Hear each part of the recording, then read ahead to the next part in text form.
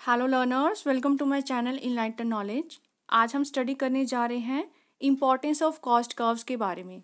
अब आपने सारी की सारी कर्व्स को अच्छे से ध्यान से पढ़ लिया है। शॉर्ट रन, लॉन्ग रन और मॉडर्न थ्योरी ऑफ कॉस्ट भी पढ़ी है। तो इसकी क्या इंपॉर्टेंस हो जाती है ये हम लोग देख लेते हैं। तो first important is decision regarding production, कि अगर आपको कोई प्रोडक्शन की रिगार्डिंग कोई भी डिसीजन लेना है उसके लिए कॉस्ट कर्व्स काफ़ी ज़्यादा हेल्पफुल हो जाती है।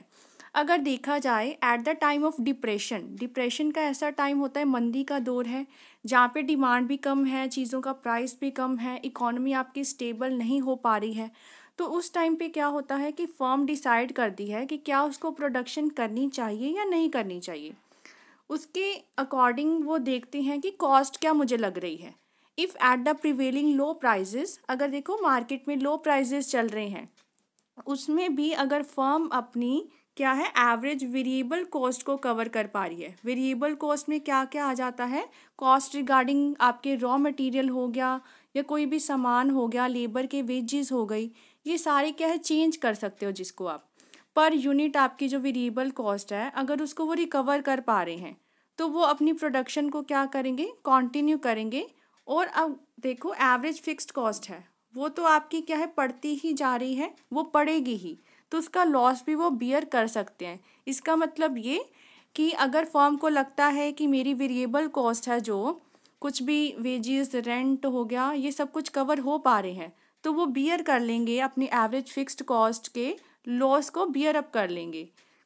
तो इस वजह से क्या होता है वो अपनी प्रोडक्शन को कंटिन्यू रखते हैं। लेकिन अगर वो अपनी एवरेज वेरिएबल कॉस्ट को भी कवर ना कर पाएँ तो इसका मतलब दोनों तरफ से उसको लॉस ही हो रहा है, एवरेज फिक्स्ड कॉस्ट को उसको देनी ही पड़ रही है, लेकिन एवरेज जो वेरिएबल कॉस्ट है उससे भी उसको लॉस हो रहा है, तो वहाँ पर वो क्या करेगा, डिसकंटिन्यू कर देगा अपनी प्रोडक्शन को।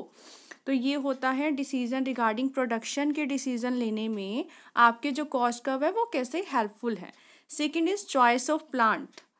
इन द लॉन्ग रन एक फर्म एक्सरसाइज करती है दैट कि कैसा साइज उसको प्लांट का लेना चाहिए, कौन से स्केल पे उसको प्रोडक्शन करनी चाहिए। तो ये कैसे वो सोचते हैं, ये सोचते हैं that with the help of long run average cost curve, जो आपकी एल से बनती है। मॉडर्न थ्योरी के अकॉर्डिंग या फिर ट्रेडिशनल थ्योरी के अकॉर्डिंग देखें तो इनकी शेप अलग अलग ज़रूर होती है, लेकिन दोनों में ही ये ध्यान रखा जाता है कि आप प्लांट का साइज़ कितना लोगे, क्या आपको बड़ा साइज़ लेने में कोई मतलब कॉस्ट आपको कम पड़ रही है या ज़्यादा पड़ रही है। तो ये सारा कुछ देखा जाता है with the help of long run average cost की हेल्प से। Next thing is equilibrium output कहाँ पर मिलता है। कॉस्ट का बहुत ज़्यादा इंपॉर्टेंट हो जाती है जब आपको प्राइस डिटर्मिन करना पड़ता है।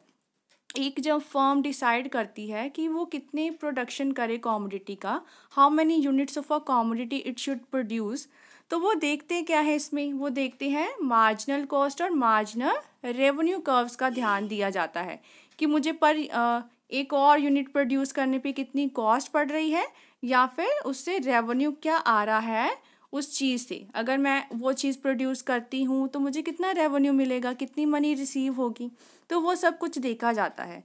वो वहाँ पर इक्विलिब्रियम पॉइंट कौन सा होता है जहाँ पे ये दोनों इक्वल हो जाते हैं।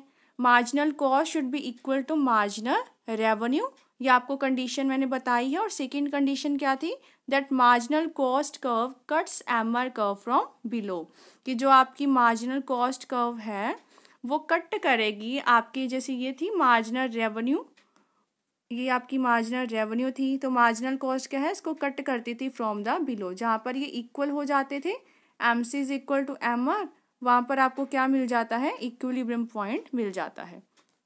नेक्स्ट पढ़ते हैं estimate of profit and loss, कि प्रॉफिट एंड लॉस का एस्टीमेट कैसे लगाया जाता है।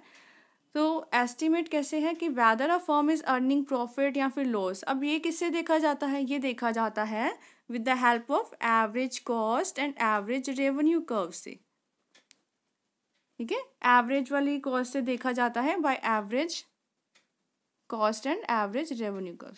अगर मैं बात करूं कि एवरेज कॉस्ट, ये आपकी जो कॉस्ट है वो कम पड़ रही है पर यूनिट की, और एवरेज रेवेन्यू ज़्यादा है, तो मतलब क्या है, मनी रिसीव ज़्यादा हो रही है तो फर्म को प्रॉफिट मिलेगा। अगर कॉस्ट आपको ज़्यादा पड़ रही है रेवेन्यू से पर यूनिट से तो क्या होगा, फर्म को लॉस होगा। तो सीधी सी बात है, कॉस्ट अगर ज़्यादा पड़ रही है लॉस होगा, कॉस्ट कम पड़ रही है रेवेन्यू से तो उसको प्रॉफिट होगा। तो ये देखा जाता है, प्रॉफिट एंड लॉस की टर्म्स देखी जाती हैं with the help of average cost and average revenue curves. तो हमने पढ़ा, देखो LAC की भी अपनी वैल्यू है, मार्जिनल रेवेन्यू मार्जिनल कॉस्ट की भी, एवरेज कॉस्ट एवरेज रेवेन्यू की, मतलब हर एक कॉस्ट कर्व बहुत ज़्यादा इंपॉर्टेंट हो जाती है किसी न किसी चीज़ के लिए। तो आई होप आपको अब अच्छे से क्लियर हो गया होगा कि हम लोग इम्पोर्टेंस क्यों है हमारी ये कॉस्ट कर्व्स की, क्यों ये चैप्टर आपका हमें पढ़ना पड़ता है इकोनॉमिक्स के लिए, प्रोडक्शन करने के लिए या कॉस्ट रेवेन्यू को देखने के लिए। अगर वीडियो पसंद आई हो इस चैनल को ज़रूर सब्सक्राइब कीजिए, like share and comment and press the bell icon, ताकि हर वीडियो की नोटिफिकेशन आपको टाइम टू टाइम मिलती रहे। Thank you.